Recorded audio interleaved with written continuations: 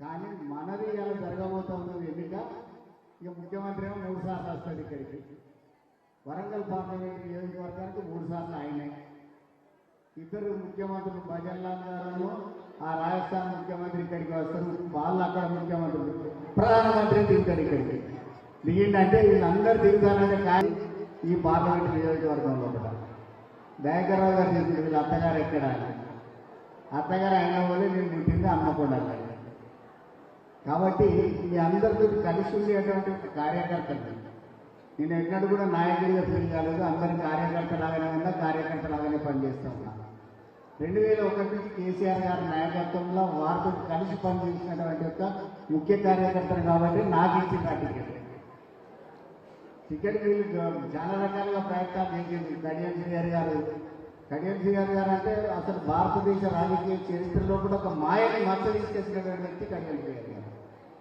Ticket తీసుకుంటావు, దంచకపోతావు, దొంతులుగా అనుకుంటావు, అన్ని పట్టుకొని పోతావు, నువ్వు మోసం చేస్తావా?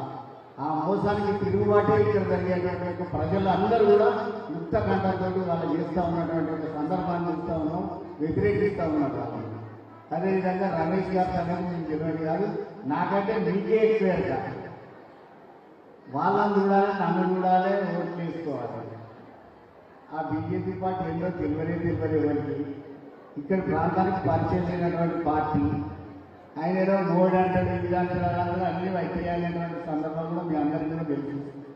ఏది ఏమైనప్పటికీ వరంగల్ని అభివృద్ధి చేసుకోవాలి, వరంగల్ ప్రాంతాన్ని అభివృద్ధి చేసుకోవాలి, ముఖ్యంగా మన ఐనవూరు మండలాన్ని కూడా అభివృద్ధి చేసుకోవాల్సినటువంటి అవసరం ఉన్నది. దానికోసం అందరం కలిసి మాట్లాడాల్సినటువంటి అవసరం ఉన్నది. దాంతో మీ అందరితో పాటుగా సహకార కార్యకర్తగా ఉండి పనిచేస్తానని చెప్తా ఉన్నాను. మీకు తెలుసు, మీ స్వీయ అనుభవంలో ఉన్న, మీ సొంత అనుభవంలో కూడా ఉన్నది. అనేక అభివృద్ధి సంక్షేమ కార్యక్రమాలు కేసీఆర్ గారి నాయకత్వంలో జరిగినాయి. కేసీఆర్ గారితో జరిగినటువంటి యొక్క అభివృద్ధి సంక్షేమ కార్యక్రమాలన్నిటి కూడా ఇవాళ 4-5 నెలల్లో కూడా విధ్వంసం చేస్తున్నటువంటి ఒక ముఖ్యమంత్రిని చూస్తూ ఉన్నాం, రేవంత్ రెడ్డి గారిని. అన్ని అబద్ధాలే. రాజీవ్ గాంధీకి మాకు అక్కడ ఏదో కూర్చుంటాడు, ఇక్కడ ఏదంటాడు, ఏది చెప్పినా అబద్ధం, ఒక్కటి నిజం ఉండదల్లా. ఆ నిజం లేని మాటలు మాట్లాడి మీకు తెలుసు కదా 2500 ఇస్తున్నాడు, ప్రతి మహిళకి ఇస్తున్నాడా లేదా? ఎవరికైనా ఇచ్చిందా 2500? 2500 రాలే. అంటే 4 నెలలు 5 నెలలు ఇవ్వాలి, 12,500 ఒక్కొక్కరికి బాకీ ఉన్నది.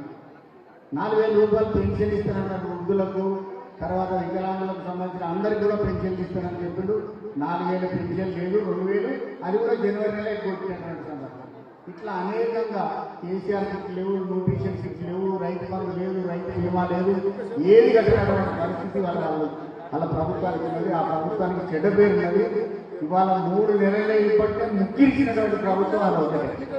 నేను 30 సంవత్సరాల రాజకీయ చరిత్ర ఉన్నా, 20 దయాకర్రావు గారు 40 సంవత్సరాల రాజకీయ చరిత్ర అనేక సార్లు మీ ప్రాంతంలో, అదేవిధంగా ఈ పక్కన ఉన్నటువంటి పాలకుల ప్రాంతంలో ప్రజల మనసులో చూరగొన్నటువంటి వ్యక్తులు ఉన్నారు. కానీ ఎప్పుడు కూడా ఇది జరగలేదు. 1 సంవత్సరం, 5 సంవత్సరాలు, 2 సంవత్సరాలు, 3 సంవత్సరాల దగ్గరే 3 నెలలు తిరగకముందే ముక్కించినటువంటి ప్రభుత్వం ఇవాళ రాష్ట్రంలో చూస్తూ ఉన్నాం. అటువంటి రాష్ట్ర ప్రభుత్వాన్ని ఖచ్చితంగా ఈ సందర్భంగా మనకు ఒక పార్లమెంట్ ఎన్నికలు వచ్చినాయి. ఆ పార్లమెంట్ ఎన్నికల్లో కూడా మేము ముందు పెట్టాలి. ఏదైతే టీఆర్ఎస్ పార్టీ కారు కూడేస్తారో కథం, రేవంత్ రెడ్డి పని కథం అయిపోతుంది.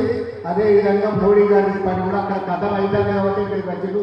ఉత్తర భారతదేశంలో అయిపోయింది, తూర్పాల వచ్చేది అయిపోయింది, ఇక్కడ కూడా తూర్పాల పడితే మొత్తం అయిపోతుంది. మళ్ళీ సంకీర్ణ ప్రభుత్వాలే వస్తాయి. ఇక్కడ సంకీర్ణ ప్రభుత్వాలు వచ్చినప్పుడు మాత్రం బీఆర్ఎస్ పార్టీ ప్రముఖ పాత్ర వహిస్తుంది. ఈ రేవంత్ రెడ్డి పని కూడా అయిపోతుందని తెలియజేస్తూ, ఏది ఏమైనప్పటికీ 28 రాష్ట్రాలు ఉన్నాయి మన దేశంలో. బీజేపీ 28 రాష్ట్రాలు, కాంగ్రెస్ 28 రాష్ట్రాలు. మన తెలంగాణ ప్రజల గుండెలకి పుట్టినటువంటి బీఆర్ఎస్ పార్టీ మాత్రం తెలంగాణ ప్రజల కోసం ఏకైక పార్టీగా ఉన్నది. ఆ పార్టీని గెలిపించాల్సిందిగా కోరుతా ఉన్నా. నేనన్నా కడియం శ్రీహరి గారు పోతాడు కదా, కడియం శ్రీహరి పోయింది కదా అంటే, కడియం శ్రీహరి పోతే ఏమైతే ఏం కాదు. ఒక పని చేయాలి. గులాబీ కండువాలతో గెలిచినావు కదా, ఆ కండువాలతో గెలిచినప్పుడు ఆ పార్టీ ఇచ్చినటువంటి పదవికి అంత శ్రమపడి కష్టపడి కార్యకర్తలు గులాబీ కండువ మీద మిమ్మల్ని ఎమ్మెల్యే గెలిపించింది కదా, మీరు రాజీనామా చేసుకోవాలని చెప్పిన. కానీ అవునా కాదా? రాజీనామా చేయాలన్నా వద్దా? ఆ పదవికి రాజీనామా చేసుకోవాల్సినటువంటి అవసరం ఉంటే అది చేయలేదు. వారు చేయకపోగా గంట పుట్టలు అట్టనే ఉంటే మానవనం పోతాను. కాబట్టి ఆలోచన చేయాలి అందరూ. కాబట్టి మీరు కూడా ఆలోచన చేయాలి. కాంగ్రెస్ బీజేపీ రెండింటికి బుద్ధి చెప్పాలి.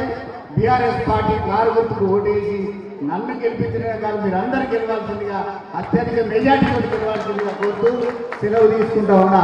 నేను ఒక్కసారి జై తెలంగాణ అంటే అమ్మలు మీరు అందరూ ఉన్నారు, ఇక్కడ అందరు ఉన్నారు, అందరూ పిడికిలు బిగించాలి, చేయలేవటాలి. జై తెలంగాణ అనాల్సిందిగా కోరుతున్నాను. జై తెలంగాణ.